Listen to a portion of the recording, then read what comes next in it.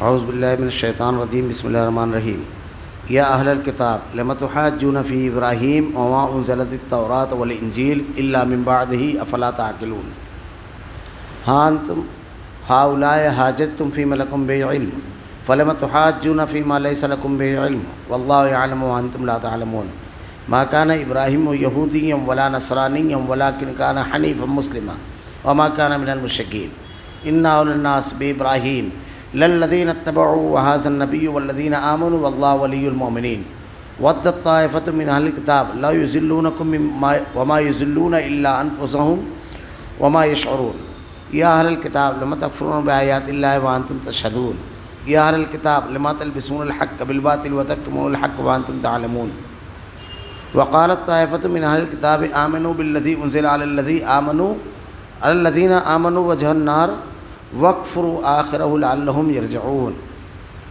وَلَا تُؤْمِنُوا إِلَّا لَمَنْ تَبِعَ دِينَكُمْ قُلْ إِنَّ الْهُدَىٰ هُدَى اللَّهِ أَنْ يُؤْتَىٰ أَحَدٌ مِثْلَ مَا أُوتِيتُمْ بِهِ مَا أُوتِيتُمْ وَيُحَاجُّوكُمْ عِندَ رَبِّكُمْ قُلْ إِنَّ الْفَضْلَ بِيَدِ اللَّهِ يُؤْتِيهِ مَن يَشَاءُ وَاللَّهُ وَاسِعٌ عَلِيمٌ يَخْتَصُّ بِرَحْمَتِهِ مَن يَشَاءُ وَاللَّهُ ذُو الْفَضْلِ الْعَظِيمِ وَمِنْ أَهْلِ الْكِتَابِ مَنْ إِن تَأْمَنْهُ بِقِنطَارٍ يُؤَدِّهِ إِلَيْكَ وَمِنْهُم مَّنْ إِن تَأْمَنْهُ بِدِينَارٍ لَّا يُؤَدِّهِ إِلَّا إِلَيْكَ إِلَّا مَا دُمْتَ عَلَيْهِ قَائِمًا ذلك بأنهم قالوا ليس علينا في الأميين سبيل ويقولون لله الكذب وهم يعلمون بلى من عوف بعهده واتقى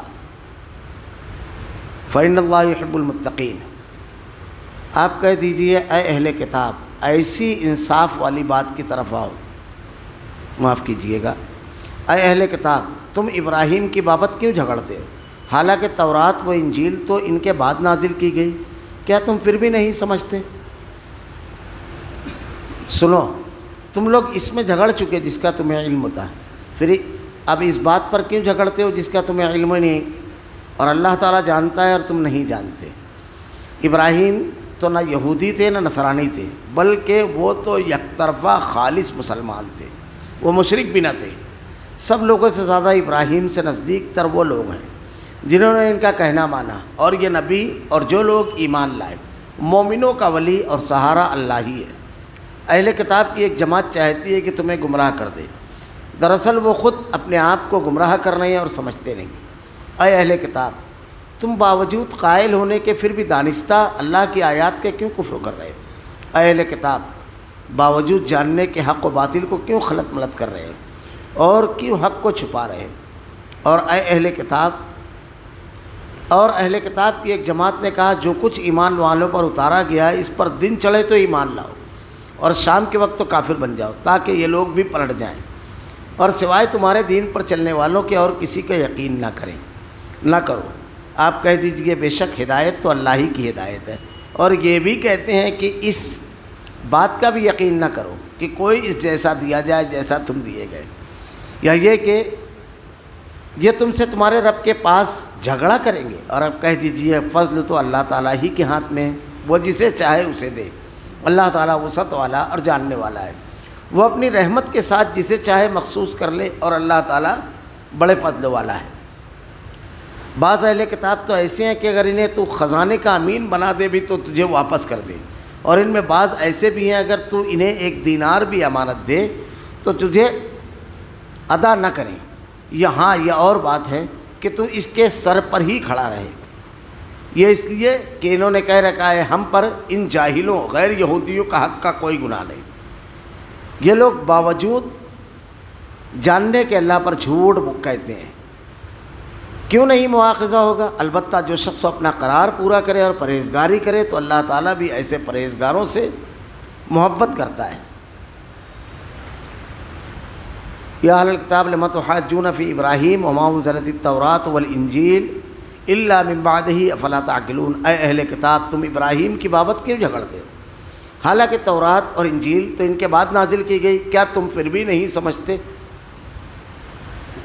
اللہ رب العالمین نے اہل ایمان اور اہل حق کے حق ہونے اور باطل کے باطل ہونے کی ایسی صاف صاف دلیلیں دی ہے، اور ایسی دل لگتی باتیں کہی ہے کہ آدمی اگر کھلے ذہن سے تدبر کرے تو ذرا دیر لگے اس کو صحیح بات تک پہنچنے کے لیے، کسی بھی غلط بات کو رد کرنے کا. جیسے اللہ تعالیٰ نے ایک ضابطہ دیا ہے قرآن میں، کسی بھی چیز کو ماننے کے لیے کوئی دلیل چاہیے. جیسے ایک آدمی اگر گفتگو کرتے ہوئے کہتا ہے کہ اس کی کیا دلیل ہے، تو اللہ نے اصل میں یہ بیان فرمایا ہے مشرکین، کفار، اہل کتاب مختلف مقامات پر مختلف لوگوں کو خطاب کرتے ہوئے ارشاد فرمایا ہاتو برہانکم ان کنتم صادقین، اگر تم سچے ہو تو دلیل لے کر آؤ. یہ شرک کی، کفر کی، دین کی مخالفت کی یہ سب باتیں تھیں. اب وہ لوگ جو دین کو ماننے کا دعویٰ کرتے ہیں، جن کے پاس کتاب موجود ہے، نبی کی ہدایت موجود ہے، اور وہ آپس میں گروہ اور فرقوں میں بٹ گئے. اللہ کے نبی نے ارشاد فرمایا یہود میں 72 فرقے، نصارہ میں بھی نستوریہ، یعقوبیہ، بنی اسرائیل، یہ فرقوں کے علاوہ بھی فرقے ہیں، بہت سارے فرقے میں ہیں. پھر اس میں جو پروٹسٹنٹ اور رومن کیتھولک ہے یہ بھی الگ الگ ہے. تو اس میں سب فرقے اور جماعتیں بنی. یہ تو ان فرقوں میں فرقے بنے، ان کا آپس میں اختلاف. اب نبی کو ماننے والے اور اللہ کو ماننے والے یہودی بھی، نبی کو ماننے والے اور اللہ کو ماننے والے عیسائی بھی، نبی کو اور اللہ کو ماننے والے مسلمان بھی، یہ سب. پھر مسلمانوں کے اندر بھی بہت سارے فرقے. ان فرقوں کا اتنی طویل بحث کا ایک آیت میں جواب دیا گیا ہے کہ آپ کو اگر حق تک پہنچنا ہے تو کیا کرنا ہے. اب یہ یہود اور نصارہ آپس میں اختلاف کر رہے ہیں. کیا کہتے تھے وہ؟ ہم حضرت ابراہیم علیہ السلام کے دین پر ہیں. ابراہیم علیہ السلام کا دین یہ ہے یہودیت. عیسائی کیا کہتے تھے؟ حضرت ابراہیم علیہ السلام کا دین یہ ہے عیسائیت. جھگڑتے تھے. اللہ نے ایک آیت میں جواب دیا ہے اور اصول بیان کر دیا، اور اس اصول پر تمام فرقوں کو اور تمام کے تمام اختلاف کرنے والوں کو آپ جواب دے سکتے ہیں. یا اہل الکتاب لم تحاجون فی ابراہیم، اے اہل کتاب تم ابراہیم کی بابت کیوں جھگڑتے ہو؟ حضرت ابراہیم علیہ السلام کو سب حق سمجھتے ہو اور سب کہتے ہو کہ ہمارا طریقہ ابراہیم والا ہے علیہ السلام، تو کیوں جھگڑتے ہو؟ وما انزلت التوراۃ والانجیل الا من بعد، حالانکہ تورات اور انجیل تو اس کے بعد نازل کی گئی. تم تورات کے ماننے والے، تم انجیل کے ماننے والے، دونوں حضرت ابراہیم علیہ السلام کے بعد اتری. کہتے ہیں کہ حضرت ابراہیم علیہ السلام کے 1000 سال بعد حضرت موسیٰ علیہ السلام اور 2000 سال بعد حضرت عیسیٰ علیہ السلام کا زمانہ ہے. کتنے بھی بات کہو، یہ دونوں کتابیں اس کے بعد اتنی. تمہارا مسلک، تمہاری جماعت اس کے بعد بنی، اور تم کہتے ہو کہ ابراہیم کا دین یہ تھا. بالکل الٹی ترتیب. حضرت ابراہیم علیہ السلام ان سے پہلے، اور آپ کہتے ہو یہ ابراہیمی دین ہے. بس ایک منٹ کے لیے یہیں رک کر غور کرو. مسلمانوں میں جتنے بھی مسلک ہیں سب اللہ کے نبی کے بعد بنے، اور کہتے ہیں نبی کا طریقہ یہ ہے، نبی اس پر تھے. یہی کہتے تھے وہ لوگ. تم بعد میں آئے، 100 سال بعد، 200 سال بعد، 1000 سال بعد، 2000 سال بعد تم نے اپنا مسلک بنا لیا اور کہتے ہو یہ نبی کا طریقہ ہے. وما انزلت التوراۃ والانجیل، اتنا بھی غور نہیں کرتے کہ تورات اور انجیل تو بعد میں اتری، یہ تمام لوگ تو بعد میں آئے. تو ان کا یہ نبی ان کے طریقے پر کیسے ہو سکتے ہیں؟ ان کو نبی کے طریقے پر ہونا چاہیے. جیسے ہر مسلک والا کہتا ہے حنفی مسلک یہ قرآن و حدیث کے مطابق ہے، شافعی یہ قرآن و حدیث کے مطابق ہے، نقشبندی یہ قرآن و حدیث کے مطابق ہے. یہ سب تو بعد میں آئے. رافضیت ہر کوئی یہ دعویٰ کر رہا ہے. اللہ کے نبی کے بعد آئے، آپ نے مسلک بنایا اور کہتے ہو نبی ایسے تھے، نبی کا طریقہ یہ ہے. اتنی بات بھی نہیں سمجھ میں آتی ہے. وما انزلت التوراۃ والانجیل، حالانکہ تورات اور انجیل تو اس کے بعد نازل کی گئی، تم نے تو مسلک بعد میں بنایا. کیا تم پھر بھی نہیں سمجھتے؟ افلا تعقلون، غور نہیں کرتے کہ نبی کے دور میں جو چیز نہیں تھی تم کہتے ہو یہ نبی کا طریقہ ہے، یہ نبی کا تھا، نبی نے ایسا کیا. تم سوچتے نہیں، بالکل موٹی عقل والے کو سمجھ میں آ جائے. مزید اب دیکھیے اللہ رب العالمین نے مزید کھولا ہے. یہ قرآن کریم ضابطے اور اصولوں کی کتاب ہے. اس میں جو بیان کیا گیا ہے ضابطہ بیان کیا گیا، اور جو ان ضابطوں کو فالو کرے گا وہ کامیاب ہوگا. اللہ تعالیٰ نے ایک ضابطہ دے دیا. اب آگے ہاں تم ہؤلاء حاجتم فی ملکم من علم فلم تحاجون فیما لیس لکم بہ علم.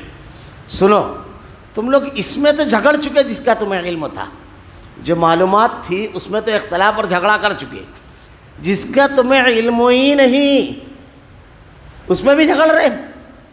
اللہ تعالیٰ جانتا ہے اور تم نہیں جانتے. اللہ رب العالمین اس کا علم رکھتا ہے. علیم و خبیر اللہ کی ذات ہے، تو اللہ کے احکامات کی طرف تم رجوع کیوں نہیں کرتے؟ جھگڑوں کا فیصلہ کہاں ہوگا؟ اللہ کے احکامات پر ہوگا کہ کسی کی بڑائی، شخصیت، کسی کا زیادہ ہونا، یہ تمام دلیلیں دے کر کے آپ اس کو کرو گے، کسی کی ذہانت اور فقاہت کو پیش کرو گے. اللہ تعالیٰ کیا کہہ رہا ہے؟ علیم و خبیر ذات کس کی ہے؟ ہدایت کس نے نازل کی ہے؟ اللہ نے نازل کی ہے. اب یہیں پر یہ ایک چیز اور واضح ہو گئی، اہل حق کو تاریخ بھی معلوم ہونا چاہیے. یہاں پر اللہ تعالیٰ نے تاریخی جواب بھی دیا ہے کہ تم کو تاریخ کا علم نہیں ہے. حضرت ابراہیم علیہ السلام پہلے کے، تم لوگ بعد کے، اور بعد والے کہتے ہو ابراہیم کا دین یہ ہے. تو تاریخ اگر معلوم رہے گی تو آدمی آگے اور پیچھے کا علم رکھے گا. اور آگے مزید واضح کر دیا اب اس بات کو، ما کان ابراہیم یہودیا ولا نصرانیا ولکن کان حنیفا مسلما وما کان من المشرکین. بالکل صاف ہو گیا معاملہ. ابراہیم نہ تو یہودی تھے نہ نصرانی. حضرت ابراہیم علیہ السلام یہودی بھی نہیں تھے اور نصرانی بھی نہیں تھے. اب جتنے بھی فرقے ہیں سب کو فٹ کر دیجیے یہاں پر. کیا اللہ کے نبی صلی اللہ علیہ وسلم فلاں فرقے سے تعلق رکھنے والے تھے؟ ذرا سا غور کیجیے. رضا خانی تھے، حنفی تھے، شافعی تھے، مالکی تھے؟ بتائیے آپ. اللہ تعالیٰ جواب دے رہا ہے. یہ اللہ تعالیٰ ارشاد فرما رہا ہے، غور کیجیے. حضرت ابراہیم علیہ السلام نہ نصرانی تھے نہ یہودی تھے. غور کیجئے. آپ کو حق کے مطابق ہونا ہے، حق کو کھینچتان کے اپنے بنائے ہوئے نظریے کے مطابق نہیں کرنا ہے.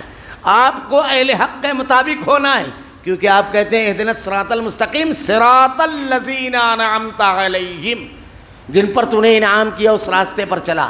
انعم اللہ علیہم من النبیین والصدیقین والشہداء والصالحین وحسن اولئک رفیقا. ترتیب الٹ دیتے ہیں یہ لوگ. اب اللہ تعالیٰ نے کیا کہا؟ نہ ابراہیم یہودی تھے نہ نصرانی. کیا تھے وہ؟ آپ تو اپنا اپنا بنا رہے ہو.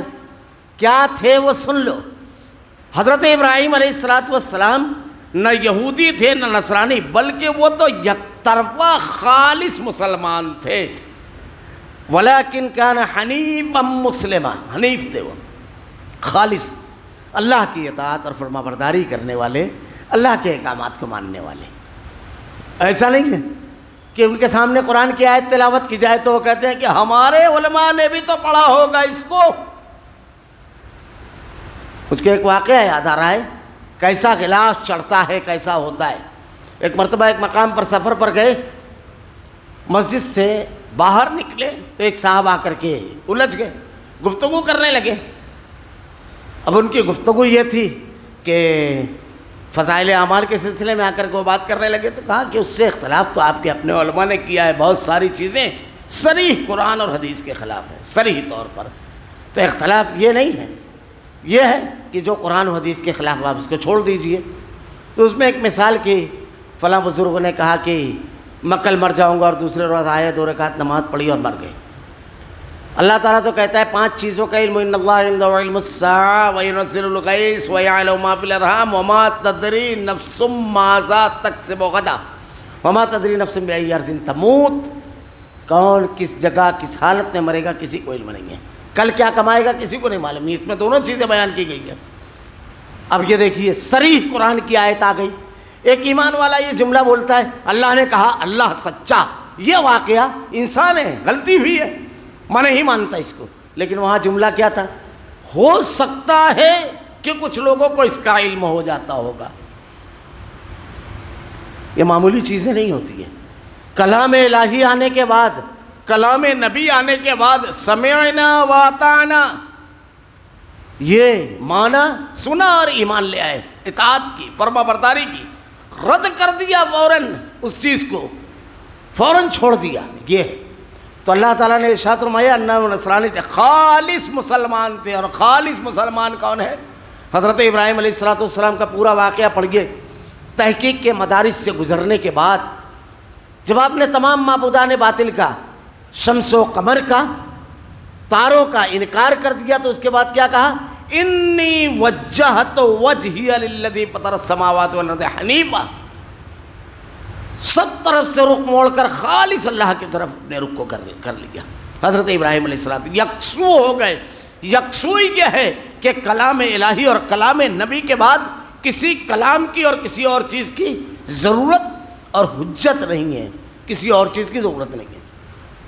اللہ کے نبی صلی اللہ علیہ وسلم سے ایک مرتبہ غالباً حضرت عمر رضی اللہ تعالیٰ عنہ نے ارشاد فرمایا کہ اللہ کے نبی، یہ اہل کتاب کے جو اہل علم ہیں ہماری مجلسوں میں آ کر بیٹھتے ہیں تو اس میں بہت ساری ایسی باتیں جو کارآمد نظر آتی ہیں، اس کو بیان کرتے ہیں، تو کیا اس کو لکھا جائے؟ تو آپ نے ارشاد فرمایا تمہارے لیے اللہ کا کلام اور اللہ کی نازل کردہ ہدایات کافی ہے، کافی ہے۔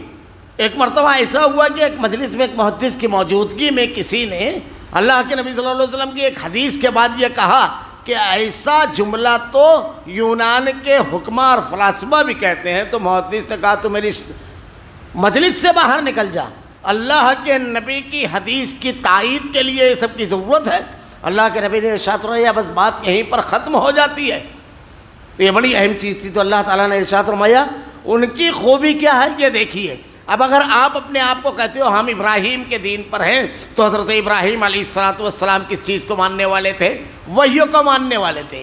آج کے دور میں اگر کوئی اپنے آپ کو نبی کے طریقے پر کہتا ہے تو اللہ کے نبی کیا کہتے ہیں؟ ان اتبع الا ما یوحی الی، میں صرف وحیوں کی اتباع کرتا ہوں، آسمان سے جو جبرائیل لے کر آئے اس پر عمل کرتا ہوں۔ تو آج کے دور میں وحیوں کی اتباع کرنے والا نبوی طریقے پر ہے، اور جو وحیوں کے بجائے مختلف موشگافیاں، مختلف لوگوں کی ذہانت و فقاہت، مختلف لوگوں کے بنائے ہوئے فلسفے اور ضابطوں کی عمل کرتا ہے، ہرگز وہ اپنے دعوے میں سچا نہیں ہو سکتا۔ اللہ نے یہ ضابطہ بیان کر دیا۔ حضرت ابراہیم علیہ السلام مشرک نہیں تھے۔ اب یہ بھی دیکھ لیجیے، بڑی زبردست بات ہے۔ یہودیوں کا معاملہ یہ تھا کہ وہ حضرت عزیر علیہ السلام کو اللہ کا بیٹا کہتے تھے، عیسائی حضرت عیسیٰ علیہ السلام کو اللہ کا بیٹا کہتے تھے، شرک کو کرتے تھے، ملاوٹ تھی ان کے یہاں۔ حضرت ابراہیم علیہ السلام مشرک نہیں تھے۔ اللہ کے نبی صلی اللہ علیہ وسلم نے بھی ارشاد فرمایا، حضرت موسیٰ علیہ السلام پر نازل کردہ کتاب پڑھی جا رہی تھی، آپ نے ارشاد فرمایا لو کان موسیٰ حیا، اگر آج موسیٰ زندہ ہوتے تو ان کو میری اتباع پیروی کرنا ہوتی۔ تو نبی کی پیروی میں بھی ملاوٹ کرنے والا نہیں ہونا چاہیے۔ ابراہیم کا اسوہ اور نمونہ یہ ہے، نہ مشرک ہونا چاہیے نہ بدعتی ہونا چاہیے۔ ہاں مشرک کہا گیا، شرک سے پاک تھے۔ تم اپنے عقیدے اور منہج کو ابراہیم کا منہج کہتے ہو، ابراہیم علیہ السلام کا منہج تم دیکھو وہ کیا ہے۔ آگے ان اول الناس بابراہیم للذین اتبعوا ھذا النبی والذین آمنوا واللہ ولی المؤمنین، سب لوگوں سے زیادہ ابراہیم علیہ السلام سے نزدیک تر وہ لوگ ہیں۔ کون ہے؟ دعویٰ تو سب نے کر دیا، فیصلہ اللہ کر رہا ہے۔ ہمارے یہاں نبی کے معاملے میں بھی ہم کو یہ اصول یاد رکھنا چاہیے، کیا؟ جنہوں نے ان کا کہا مانا۔ اللہ کے نبی نے کیا ارشاد فرمایا؟ قرآن کریم سورہ انعام کہ بالکل آخری رکوع سے پہلے والی آیت، جس کو آیت وصایہ کہا جاتا ہے، کہ اللہ کی وصیت، نبی کی وصیت کسی کو دیکھنا ہے تو ان 3 آیتوں کی تلاوت کر جائے۔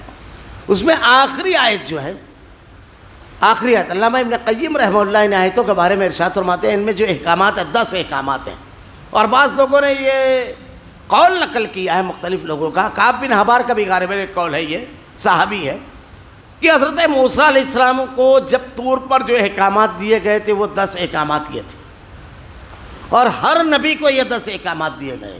اور علامہ ابن قیم رحمہ اللہ ارشاد فرماتے ہیں اس میں ان احکامات کی اہمیت کا اندازہ آدمی اس سے لگائے، کسی بھی ایک حکم کی مخالفت اس شے کی تمام چیزوں کو ختم کر دیتی ہے۔ ایک حکم کی مخالفت، جیسے اللہ نے پہلے کہا قل تعالوا واتلوا ما حرم ربکم علیکم الا تشرکوا بہ شیئا، اللہ کے ساتھ کسی کو شریک نہ کرو۔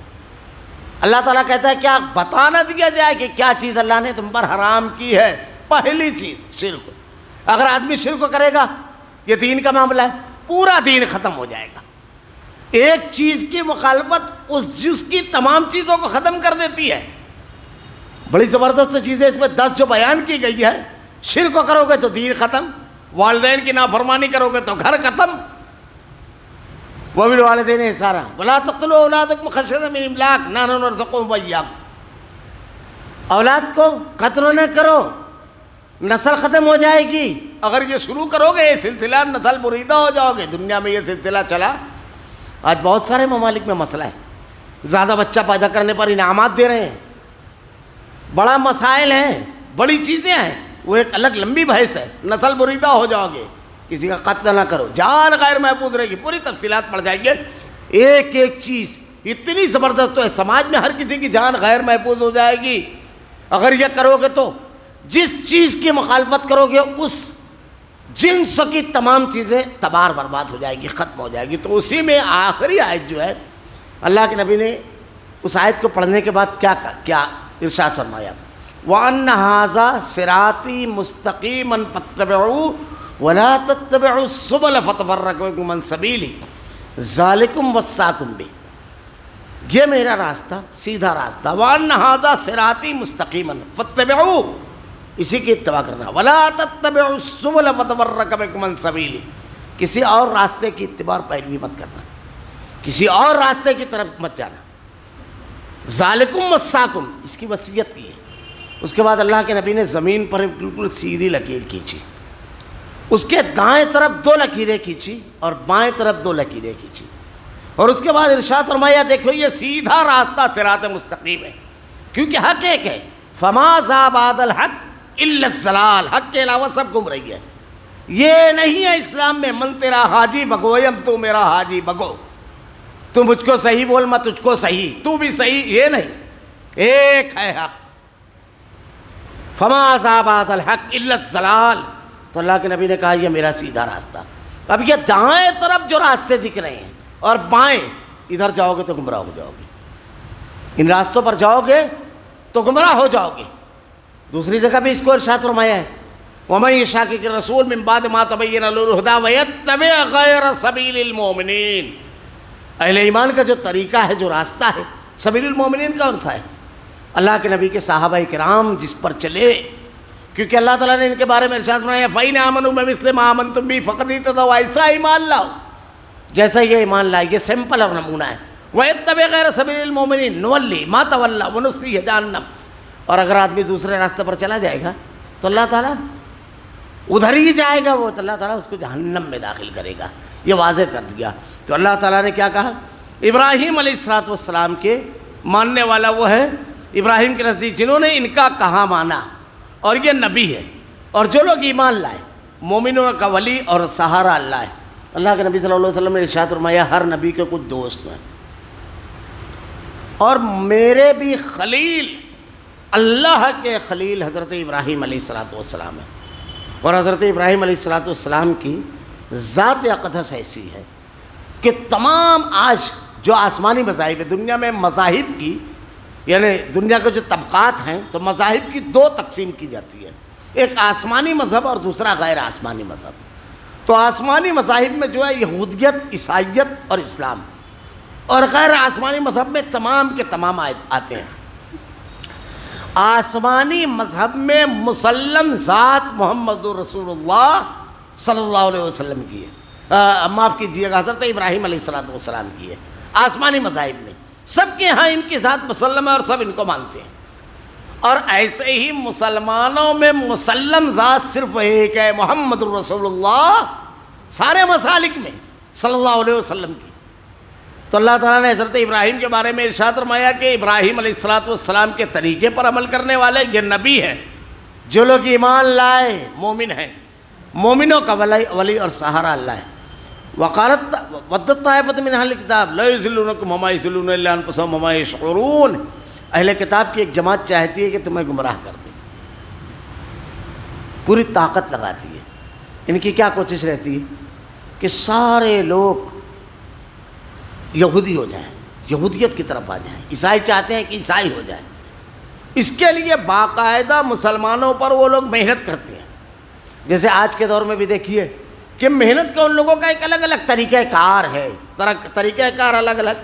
اگر کوئی شخص مسلمان سے یہودیت یا عیسائیت کی طرف نہیں آتا ہے تو ایک ٹارگٹ یہ بنا کر رکھے کہ اس کو مسلمان نہ رہنے دیا جائے. یہ بھی ٹارگٹ بنایا جاتا ہے.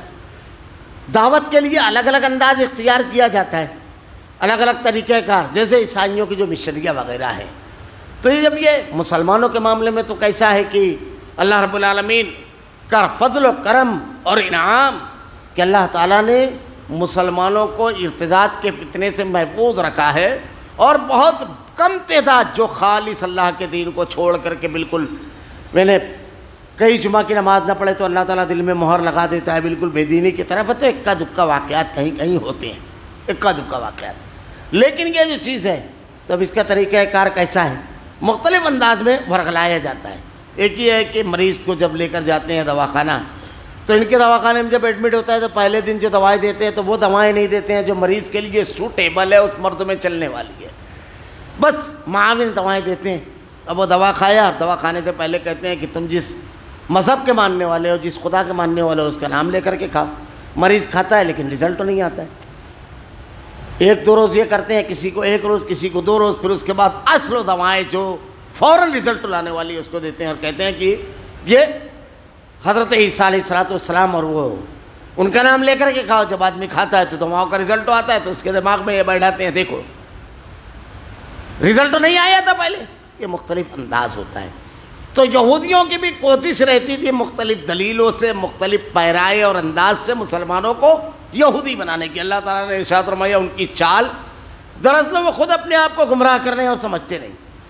اب وہ ہدایت کی طرف تو بلا نہیں رہے, گمراہی کی طرف بلا رہے ہیں, تو خود اپنے آپ کو گمراہ کر رہے ہیں, لیکن ان کو یہ سمجھ نہیں رہا ہے کیونکہ ان کی کتابوں میں اللہ کے نبی آخری نبی ہونے کی تمام نشانیاں, تمام علامتیں موجود ہیں, وہ جانتے ہیں. اس کے بعد کیا کیا طریقہ کار وہ اسلام اور مسلمانوں کے خلاف استعمال کرتے تھے.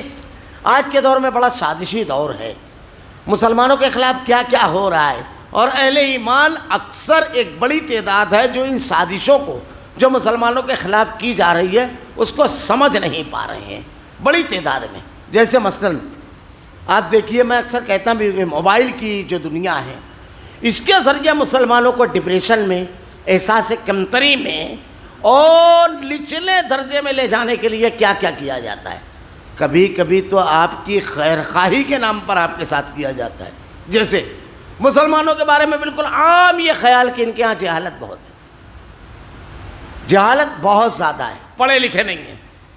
مجھ کو یاد آتا ہے کہ ایک بہت بڑے آفیسر سے, یعنی سینٹرل گورنمنٹ کا آفیسر, انکوائری کے لیے آیا ہوا تھا, اس سے گفتگو کا موقع ملا تو وہ مجھ سے, ہم لوگ ساتھ میں تھے کئی لوگ, تو وہ کہتا ہے کہ مجھ کو حیرت ہوئی جب یہاں کے گریڈ آفیسر سے میں نے سوال کیا کہ بھائی آپ یہ جو ملازمت ہے تو مسلمانوں کو کیوں نہیں دیتے, اتنے کم ریشو کیوں ہے؟ تو وہ کہتا ہے بھائی اصل میں ہم لوگ تو نکالتے ہیں اشتہار وغیرہ, لیکن ان کے یہاں پڑھے لکھے لوگ نہیں ہیں, کوئی آتا ہی نہیں ہے سر, تو ہم کیا کریں. تو میں ہنسا, میں نے کہا آپ نے مان لیا ہے بات؟ کہا ہاں. میں نے کہا آپ میرے ساتھ چلیے, آپ جس گلی میں پسند کریں گے شہر کی اس گلی میں چلیے, میں وہاں سے گریجویٹ نکال کر آپ کو دوں گا. تو وہ حیرت زدہ رہ گیا. میں نے کہا اس گلی سے چوائس آپ کی رہے گی, گریجویٹ نکالنا میرا کام, گریجویٹ چاہیے نا آپ کو, پھر آپ ڈگریاں بتائیے, میں اس ڈگری کے افراد لا کر کے کھڑا کرتا ہوں لائن سے, آپ سروس دیں گے؟ آپ کو ایک غلط رپورٹنگ کر دی گئی اور آپ اسی رپورٹنگ کی بنیاد پر آگے اس کو فارورڈ کر دو گے, اس کو آگے بڑھا دو گے. کیا آپ نے جا کر کے تحقیق کی؟ اب میں ایک مثال دے رہا ہوں. ہمارے سماج اور معاشرے میں کہا جاتا ہے کہ مسلمانوں کے علاقے میں بہت زیادہ گندگی ہے. چھوٹا سا ایک جواب ہے میرا, چھوٹا سا ایک سوال ہے, جواب نہیں سوال ہے, یہ گندگی کیوں ہے؟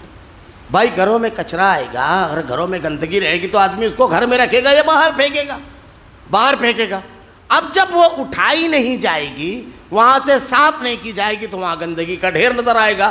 تو اس کا ذمہ دار مسلمان ہے یا کرمچاری, سرکاری کرمچاری ہے یا مسلمان؟ کون ہے اس کے ذمہ دار؟ آپ صبح کچرا پھینک رہے ہو, شام تک کے کوئی کرمچاری اٹھانے نہیں آیا, تو یہ کرمچاری ذمہ دار ہے یا مسلمان؟ آپ کس کے اوپر تصویر بنا رہے ہو, کس کی تصویر بنا رہے ہو؟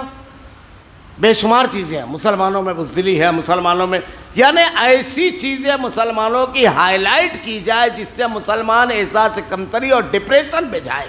ان کی صفوں میں اتحاد نہیں ہے, ان کے یہاں مروت اور یہ سب چیزیں جیسی ہے اسلام نے جیسی دی ہے کہیں نہیں ہے. یہ منظم طریقے سے کیا جاتا ہے, منظم طریقے سے الگ الگ خبریں بنائی جاتی ہے. ابھی مجھ کو حیرت ہوئی, وہاں سے رہا تھا ایک بہت بڑے آدمی اپنے آپ کو سمجھتے ہیں بامبے کے, ایک مجلس میں, ابھی جلدی ایک سفر میں گیا تھا, وہاں مجلس میں بیٹھ کر کے کہتے ہیں, مجھ کو بتانے لگے تفصیل کے ساتھ کہ جاپان کے اندر یہ ہے, جاپان میں چوری نہیں ہوتی ہے, جاپان میں یہ ہے وہ ہے. ہنسنے لگا میں, تو میں نے کہا پھر؟ بولے وہاں اسلام نہیں ہے لیکن دیکھیے یہ سب ہے. میں ہنسنے لگا. میں نے کہا آپ کو معلوم ہے پوری دنیا کے اندر خودکشی کا ریشو سب سے زیادہ کہاں ہے؟ آپ کو علم ہے؟ وہ کہنے لگے کہاں؟ میں نے کہا جاپان میں ہر 25,000 میں ایک آدمی خودکشی کرتا ہے، مولا ریکارڈ اٹھا کر دیکھیے۔ مولا پوری قوم ڈپریشن میں جی رہی ہے، حیرت زدہ ہیں لوگ کہ خودکشی کا اتنا بڑا ریشو کیوں ہے جاپان میں۔ باقاعدہ اس سلسلے میں مارکیٹ میں ایک کتاب ہے، خودکشی اسباب و علاج، میری اور آپ کی نہیں ہے۔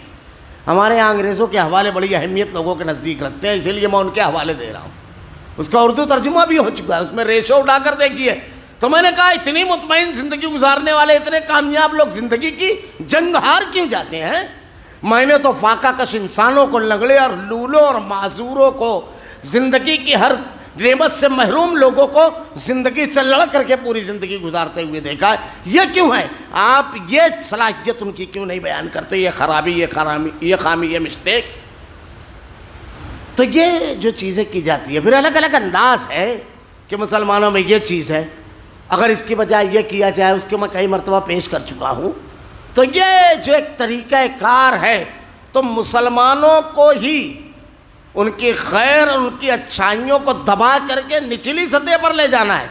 آپ ایک بات ذہن نشین کر لیجئے، 2-4 جملوں میں، یہ موقع نہیں ہے ورنہ میں رک کر کے کبھی بتاؤں گا اس کی تفصیل، کہ یہ جو دماغی جنگ چل رہی ہے، اس جنگ میں مسلمانوں کو کس موڑ پر لے جایا جا رہا ہے، اور افسوس ہم لوگ اس پر غور نہیں کر رہے ہیں۔ آپ یاد رکھیے، اس دنیا کے اندر امن اور سلامتی، اس دنیا کے اندر کامیابی، اخوت اور مروت اگر کوئی دے سکتا ہے تو وہ آپ ہیں۔ آپ کے پاس وہ پیغام، آپ کے پاس وہ زندگی، آپ کے پاس وہ چیز ہے۔ ایک واقعہ میں بتاتا ہوں، ایک واقعہ برطانیہ، یہاں اسلام قبول کیا 4 لوگوں نے۔ تو اس وقت تو یعنی عرب وغیرہ میں ایسا تھا، فیض وغیرہ، شاہ فیض وغیرہ سے پہلے کے ٹائم میں یہ تھا کہ اگر یورپ کا کوئی شخص اسلام قبول کرتا ہے، اس طرف کام کرنا تھا بڑی تیزی کے ساتھ، الحمدللہ کام بھی ہو رہا ہے۔ تو وہ سادے کاغذ پر اب اگر اپلیکیشن دے ہوئے تو اس کے آنے جانے کے اخراجات کے ساتھ اس کی تربیت اور تعلیم و تعلم کا انتظام تھا۔ ان لوگوں نے بھی سفارت خانے میں اپلیکیشن کیا، تعلیم حاصل کی وہاں جا کر کے۔ اب جب واپس یورپ پہنچے تو ان لوگوں نے سوچا کہ دعوت کا آغاز کہاں سے کریں۔ بڑا دل کو چھو گیا تھا یہ واقعہ۔ کیا ہے آپ کے پاس اور آپ کو دنیا کہتی ہے محروم؟ مفلس و قلاش ہے دنیا کی قومیں، اخلاقی اصول اور ضابطوں کے اعتبار سے آپ کے سامنے مفلس و قلاش۔ آپ قائد ہو، آپ رہبر ہو، آپ رہنما ہو، آپ دکھی انسانیت کے، زخمی انسانیت کے درد کا مداوا ہو۔ آپ اپنے آپ کو پہچانیے۔ کیا ہوا؟ یہ لوگ جب واپس گئے تو ان لوگوں نے کہا اپنی دعوت کا آغاز کہاں سے کریں؟ حق کو پہچانیے۔ علامہ ابن تیمیہ رحمۃ اللہ علیہ کہتے ہیں آدمی کو حق اور سچائی کا گرو ہونا چاہیے، فخر، کہ میرے پاس ایسا عقیدہ ہے جو مخلوق کے سامنے جھکنے نہیں دیتا، ایسا ضابطہ ہے جو اعلیٰ اخلاق کا حامل بناتا ہے، ایسے اصول زندگی ہیں جو کامیاب ترین انسان کے لیے ضروری اور لازمی ہے۔ تو خیر یہ لوگ جب گئے تو اولڈ ایج ہوم جو ہوتا ہے، مطلب اولڈ ہوم جہاں بوڑھے رہتے ہیں، اس کو ٹارگیٹ کیا کہ وہاں چلنا چاہیے۔ میں یہاں پر چلتے چلتے کہہ دوں کہ یورپ وغیرہ میں ایک چیز یہ ہے کہ والدین جب بوڑھے ہوتے ہیں یا بچے جوان ہوتے ہیں تو بچوں کا ایک الگ لائف ہوتی ہے، طرز زندگی، اور بزرگوں کی ایک الگ، کیونکہ 2 نسلیں ہوتی ہیں، تہذیب بڑی تیزی کے ساتھ، اخلاقی اقدار سب بدلتے جا رہے ہیں، تو جمتا نہیں ہے۔ تو یا تو والدین کو گھر سے نکال دیتے ہیں یا اولاد گھر سے نکل جاتی ہے۔ تو ایسے بوڑھے جن کا کوئی نہیں رہ جاتا، ان لوگوں کے لیے اولڈ ہوم، دارالزوفا، بوڑھا گھر بنایا جاتا ہے۔ اب ایشیائی ممالک، ہندوستان میں بھی یہ لعنت آ گئی ہے کہ ایسے بے سہارا بوڑھے جو اولاد کے باوجود بے سہارا ہو جاتے ہیں، ان کے لیے گھر بنایا جاتا ہے، وہاں محرومی کی زندگی گزارتے ہیں۔ ان بچوں کو یاد کر کے جن کے لیے اپنے ساری خواب، ساری تمنائیں، ساری قوت، ساری آرزویں قربان کی، وہی ان کو آخری وقت میں خدمت کرنے کے بجائے چھوڑ کر نکل جاتے ہیں۔ بہرحال یہ لوگ گئے وہاں اور جا کر صرف اتنا کیا کہ وہاں جا کر کے ان لوگوں کو سب کو جمع کیا۔ 34 تھے وہ اسٹاف کے ساتھ۔ ان لوگوں کے سامنے توحید، آخرت اور والدین کے حقوق، قرآن کی آیتیں اور احادیث نکال لی تھی پہلے سے، بس اس کی تلاوت کی اور اس کا ترجمہ اور حل کی ایک ایک جملے میں تشریح۔ تو اس میں 14 انتہائی جذباتی تھی، زاروں قطار رو رہے تھے 14 بزرگ، وہ ایمان لائے، اور ایمان لانے کے بعد انہوں نے جو ایک جملہ کہا اس کے لیے میں نے یہ پورا واقعہ بیان کیا۔ وہ کہتے ہیں کہ اگر تم 40 سال پہلے اس کتاب ہدایت اور اس تعلیم کو لے کر آ جاتے ہمارے پاس جب ہم جوان و توانا تھے، تو ہم کو صرف یہ ہدایت نہیں ملتی، ہم اس کتاب کے مطابق جب اپنی اولاد کی تربیت کرتے تو ہم کو اپنے بیٹے بھی مل جاتے، ہم ابھی دارالصوفہ میں نہیں بیٹھے ہوتے، ہم کو اپنی اولادیں بھی مل جاتی، کیونکہ اس کتاب کے مطابق جو تربیت کرتے تھے اس میں تو کہا گیا ہے اف لکما ولا تنہرہما وقل لہما قولا کریما، کہ اف بھی نہ کرو۔ پھر ہمارے بیٹے تو ایسے رہتے کہ ہم کو اف بھی نہ کرتے تو ہمارے بیٹے بھی ہم کو مل جاتے۔ یہ کتاب ہدایت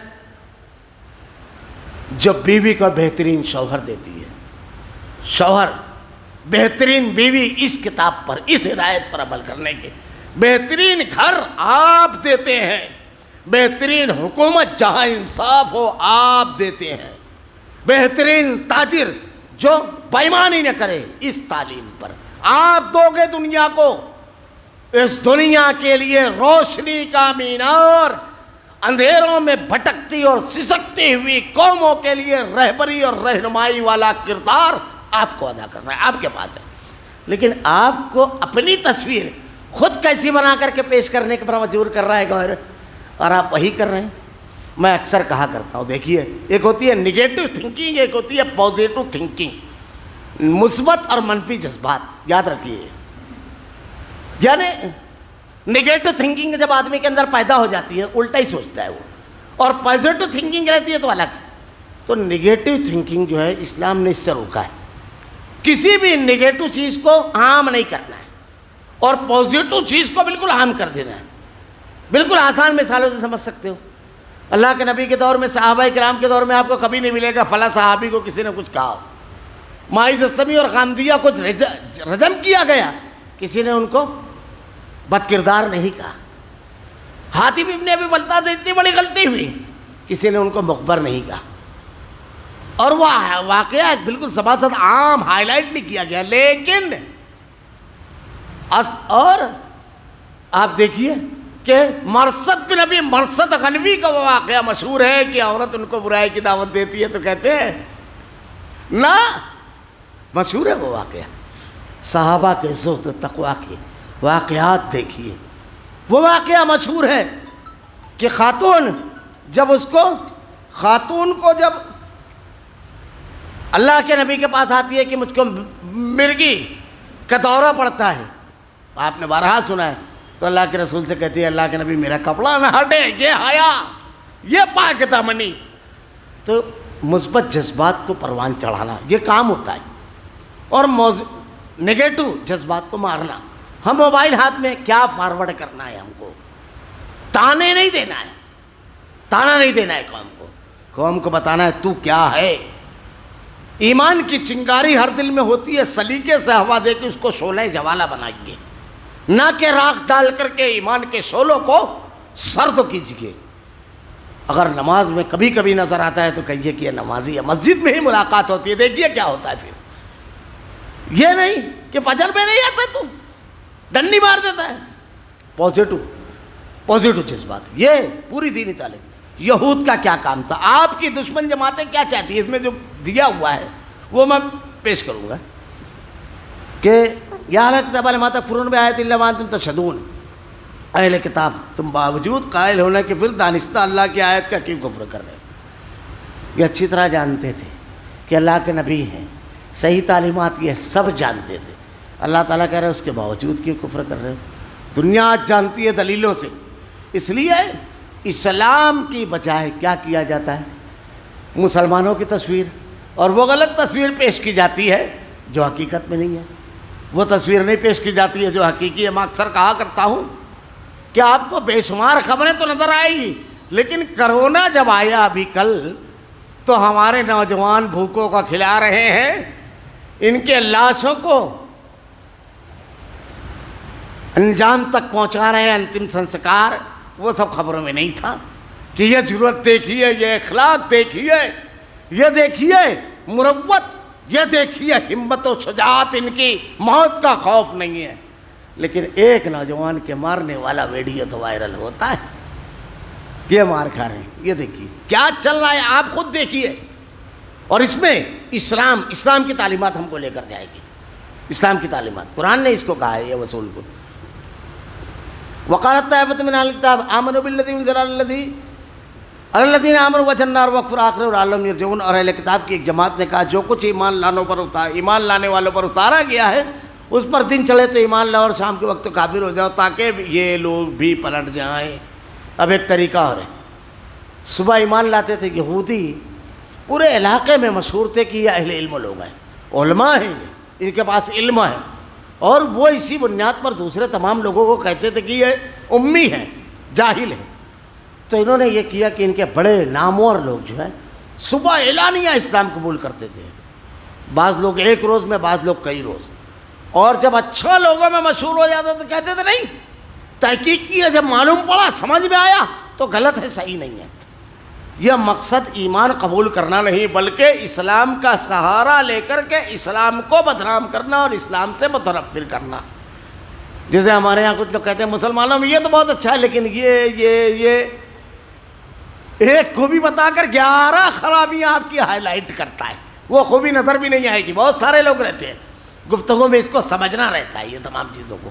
جیسے آج ہمارے ہاں ایک چینل کے بارے میں تو دیکھ نہیں سکا کوئی، مگر ایک چینل کے بارے میں معلوم پڑا کہ ایسے لوگ جو اسلام سے متنفر ہیں، مرتد ہیں، اسلام کے بارے میں منفی تبصرہ مسلمان نام رکھ کر کرتے ہیں، ان کو لا کر کے خاص طور سے بیٹھاتا ہے. اب اگر اتنا سیکولر رہتا تو جن لوگوں نے سب چیزیں چھوڑ کر کے اسلام قبول کیا.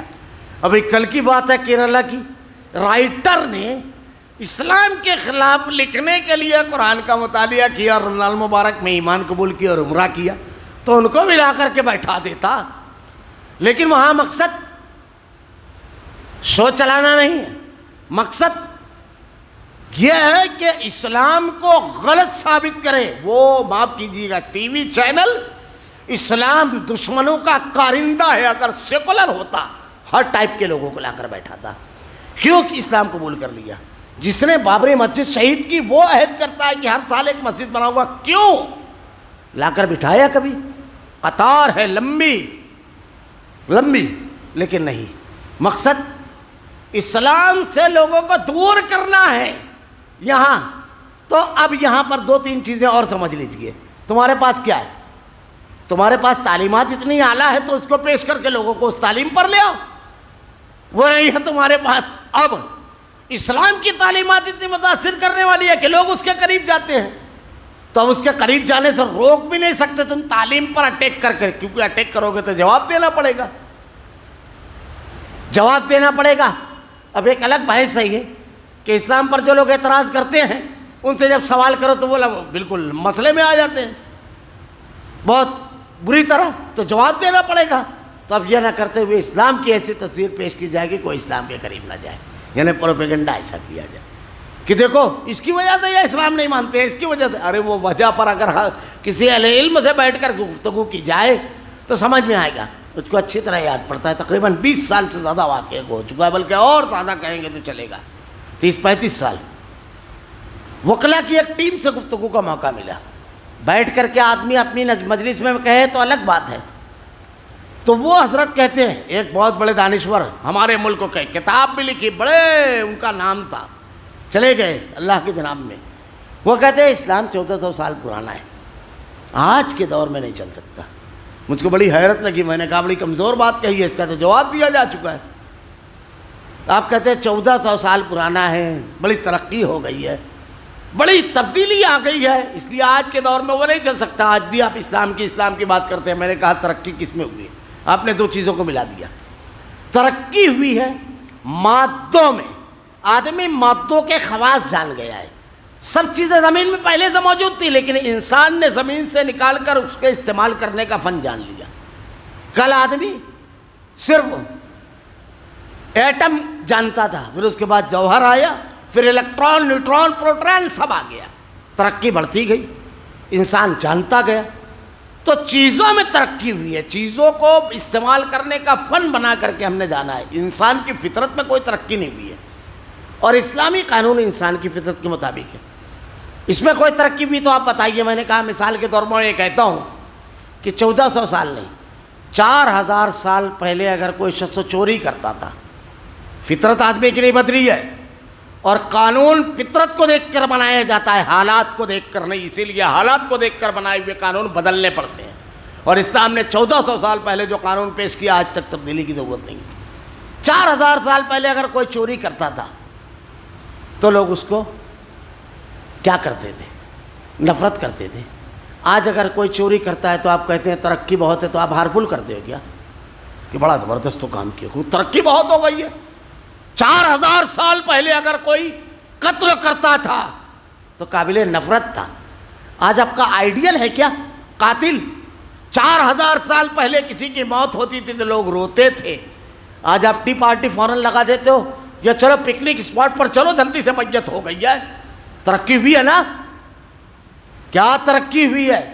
4000 سال پہلے کسی کو بیٹے کی خبر آتی تھی تو چہرہ مسکان سجا لیتا تھا، آج موڈ آف ہو جاتا ہے. کیا کرتا ہے آج؟ کیا ترقی ہوئی ہے؟ 4000 سال پہلے عزت کا لٹیرا معاشرے میں قابل گردن صدری تھا اور مجرم تھا. آج آپ عزت کے لٹیر کو کیا کرتے ہیں؟ آپ کی بہن اور بیٹی کی عزت اگر لوٹے گا، ارے حضرت والا آ گئے، بڑا سا ان کا کیا لگاتے ہیں وہ بورڈ، ہمارے یہاں لگ رہا ہے نا ابھی شکریہ کا، وہ بینر لگاتے ہیں یہ حضرت والا آج یہاں سے جائے. ایسا ہے کیا؟ کیا ترقی ہوئی ہے؟ جو ہزاروں سال پہلے تھا وہی آج بھی ہے، تو جرائم کی سزا وہی رہے گی کہ بدل جائے گی؟ میں یہ بتانا چاہتا ہوں، اکیلے میں بیٹھ کر اعتراض کرے اور سوال و جواب ہو، نقد ہو، جب سمجھ میں آتا ہے. کوئی ترقی نہیں ہوئی ہے. مجھ کو یاد پڑتا ہے وکلا کی ایک جماعت تھی، میں جو واقعہ بتا رہا، 8 وکیل بیٹھے ہوئے تھے، اور میں ذرا سا ٹینشن کی وجہ سے شہر سے باہر مضافات کے ایک ہوٹل میں تنہا جا کر بیٹھا تھا. وہ لوگ پارٹی وارٹی کر کے بیٹھے ہوئے تھے، تو گفتگو کرتے ہوئے انہوں نے جیسے کسی کی عادت ہوتی ہے، کیوں؟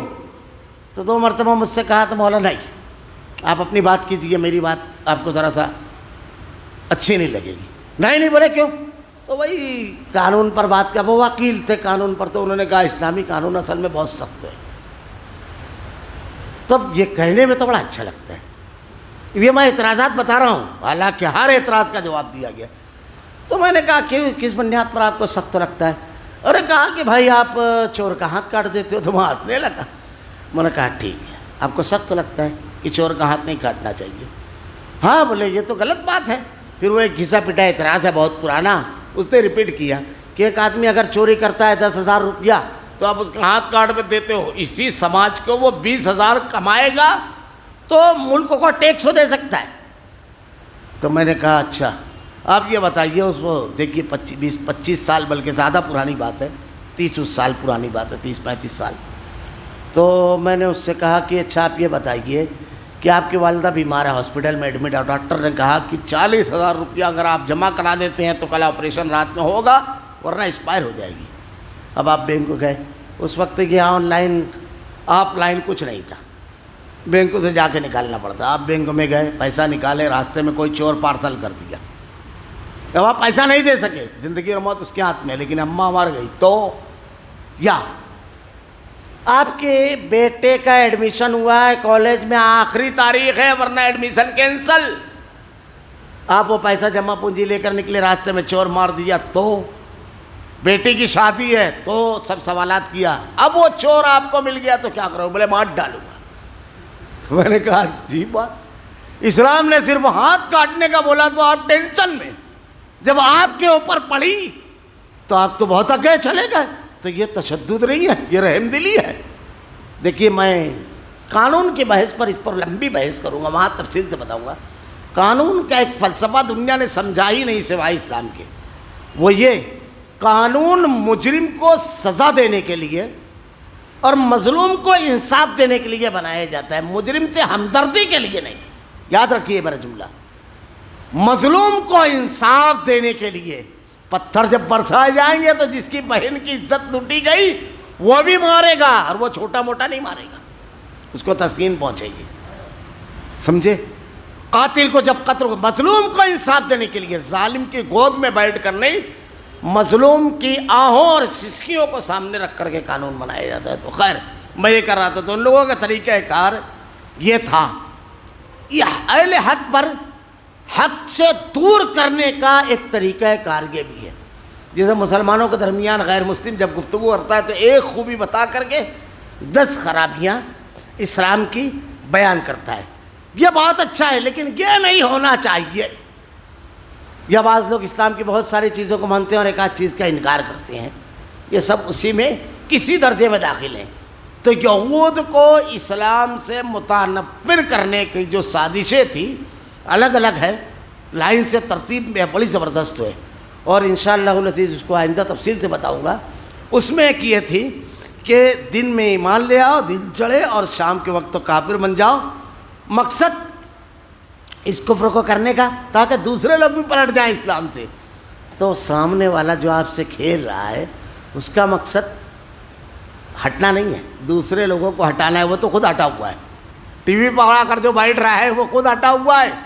ٹی وی چینل والا جو آ رہا ہے وہ بھی مسلمان نہیں ہے, لیکن مسلمانوں کو اسلام سے ہٹانے کی ایک چال ہے, یہ طریقہ کار ہے. ایسے ہی مسلمانوں میں منفی جذبات اور منفی چیزوں کو عام کرنے کا مقصد مسلمانوں کو اچھے راستے پر نہ آنے دینا, اور جو تھوڑے بہت ہیں اصلاح کی کوشش کرنے والے بولے چھوڑو یار کون ان کے پیچھے لگے.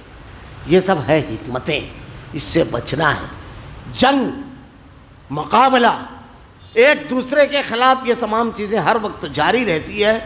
زندہ قومیں انتہائی دانش مندی اور کھلی نگاہوں سے حالات پر نظر رکھتی ہیں, اور اللہ نے ہمیں زندہ قوم بنایا اور زندہ کتاب ہدایت روشنی دی ہے جس کے ذریعے ہم اس پر نظر رکھتے ہیں. آخری بات, ہمارے پاس کیا ہے؟ قرآن میں اللہ نے ایک جملے میں کہا اومن کان میتن فاحییناہ وجعلنا لہ نورا یمشی بہ فی الناس.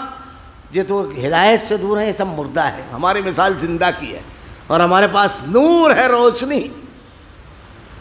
میتن فاحییناہ وجعلنا لہ نورا یمشی بہ فی الناس, جو لوگوں کے درمیان لے کر چلتے ہیں.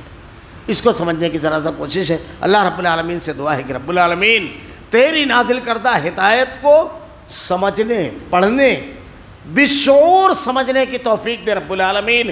الہ العالمین تیرے کلام کی آیتیں اور تیرے نبی کی حدیث کو ہمارا کردار و عمل بنا دے رب العالمین. الہ العالمین فرقہ بندی, گروہ بندی سے ہماری حفاظت فرما رب العالمین. رب العالمین دوسروں کی سازشوں کو سمجھنے کی توفیق دے رب العالمین. الہ العالمین ایمان میں, اسلام میں پختگی دے اور اپنے دین کی خدمت ہم سے لے لے. اللہ تیرے کلام کی آیتیں اور تیرے نبی کی حدیث کو ہمارا کردار و عمل بنا, ہمارا خاتمہ ایمان پر فرما. ربنا لا تزغ قلوبنا بعد إذ هديتنا وهب لنا من لدنك رحمة إنك أنت الوهاب. سبحانك اللهم وبحمدك أشهد أن لا إله إلا أنت أستغفرك وأتوب إليك.